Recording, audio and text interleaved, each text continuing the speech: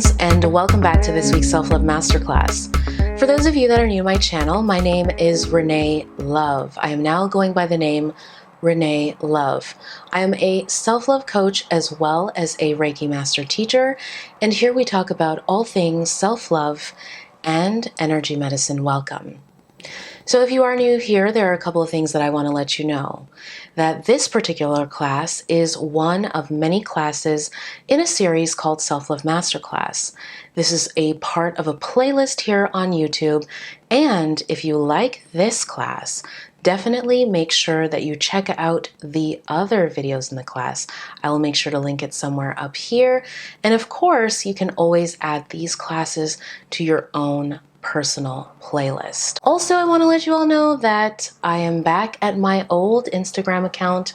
So if you are not seeing my Instagram posts, make sure that you are following at Modern Day Wise Woman, and that will make sure that we're connected. All right, so I can't stand when people spend a lot of time in the beginning talking and not just getting to the point.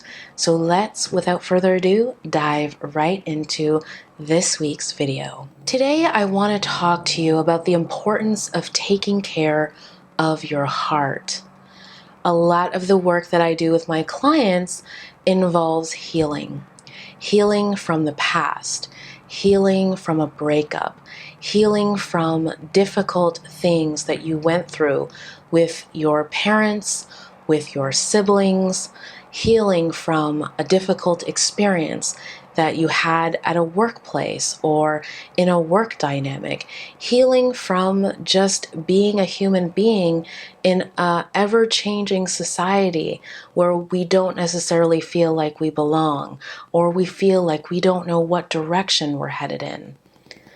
When we are sensitive, and I don't mean sensitive in this negative way that it's often seen or sort of talked about. I mean, when you are someone that feels deeply, when you are someone that connects very much to how other people feel, when you are someone that is incredibly empathic, when you are someone that cares about what's happening in the world, or what the world is going to be like 10, 15, 20, 30, 40, 50 years from now, you feel things in a way that a lot of other people don't. And so that means that we have a little bit more work to do on our hearts. We have not necessarily things or parts of ourselves that we have to protect. We just have to understand that we live in a world where most people don't really feel that way. Most people don't necessarily think that way or see things the way we do. And so we need to understand how to navigate this kind of world, how to exist in our relationships, how to be in society when we're a little bit different. So that's what I'm talking about, is how do we protect our hearts? How do we ensure that we are out in the world and we are living our best lives and we are fully open and available in whatever relationship we choose without being hurt really badly, or at the very least, if we are hurt really badly, how do we ensure that we are healing so that we continue to evolve and grow, and we're not held back or stunted or repeating the same lessons over and over again? The truth of the matter is that I could create this, I could give you so many different ways to take care of your heart. So, I could do a series on this, and if you all are interested in me doing a series, definitely comment below, and if I get enough feedback from you guys about this, maybe I'll do that. But in this video, I'm going to talk about, maybe one or two, maybe 3 ways. I'm not scripting this at all. I'm just sort of just going with the flow and seeing where it takes us.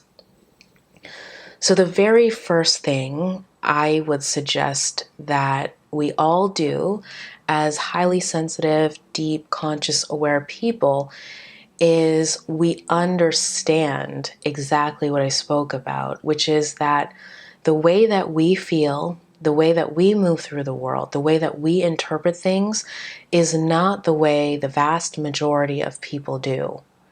And so when people see things differently than we do, or when people feel differently than we do, or when we feel like people aren't quite understanding us, it's important that we don't take it on that deep, deep, deep personal level. It's important that we don't allow whatever the stuff was that we sort of experienced in childhood that kind of like developed our personality, and like it's the stuff that we're constantly working on. It's important that we don't think that it's that same stuff. How I said that was a little bit confusing, but what I mean is that growing up, we experience things, and the things that we experienced shaped the way that we saw ourselves.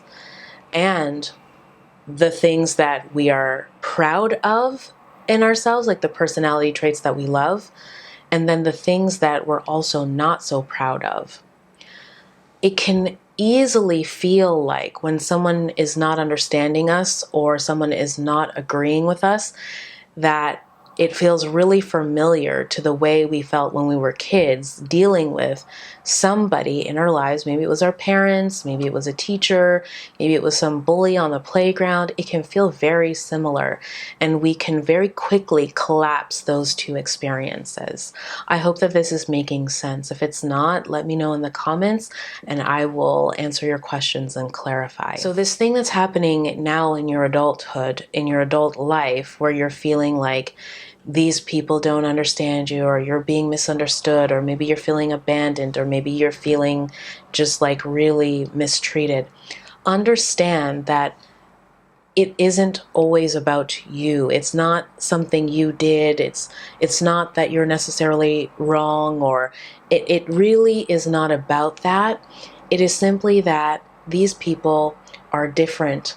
They see the world in a very different way, and it is unlikely that you're going to see things in the same way. Don't let that hurt your heart so deeply. Just be knowledgeable that, oh, when I see blue, they see red. We're just different. The second thing that I say is really helpful for being able to take care of your heart is you also being very conscious about the kind of person you're interacting with. So this kind of can go with the first thing that I talked about. But it really is understanding that people are at different levels of consciousness. And when I say levels, I don't want this to be like I'm up here and you're down here. It's not like a hierarchy. It's not that you're better and they're not as evolved. I'm not cool when people use that kind of language, because it sounds very much like it's created an ego. But it just really is like, understand that people are at different places of conscious awareness, okay? And so a practice that you may have and use, like the way that you like to live, or the way that you like to resolve conflict, or the way that you like to handle and deal with certain things, might be completely different. And so when you understand that you're here and they're there, and the way that they move through the world and the way that they do things and the way they handle things is different, then you can understand that, and your expectations then should not be that they ought to operate like you, or that they need to do things like you, or that they need to respond to things the way you do, okay? Because the moment you start to feel like they should be, that's when you are going to experience a lot of pain in your heart, because you're not seeing them for who they are and where they're at and how they do things and how they live and what they choose. you're seeing them instead how you want them to be or how you think they should be, or through a lens of right and wrong. And that is just, it's really painful for you, and it's also really painful for them.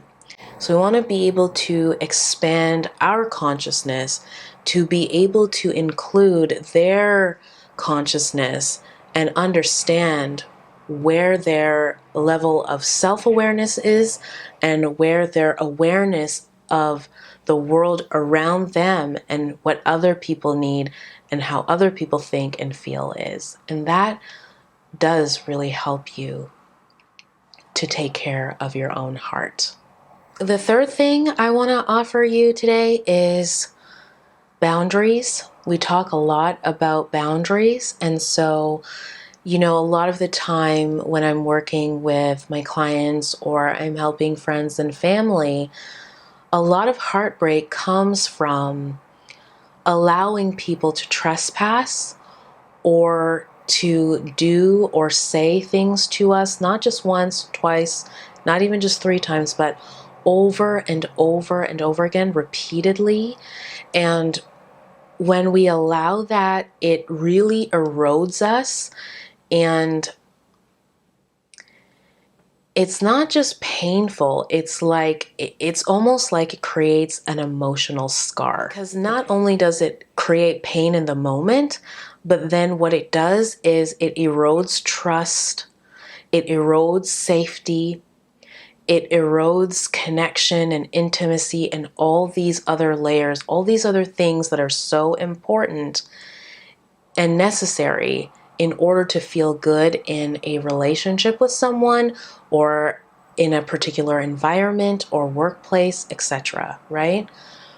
So boundaries are about us. Sorry, I had there's something on my lip. Boundaries are about us being like, okay,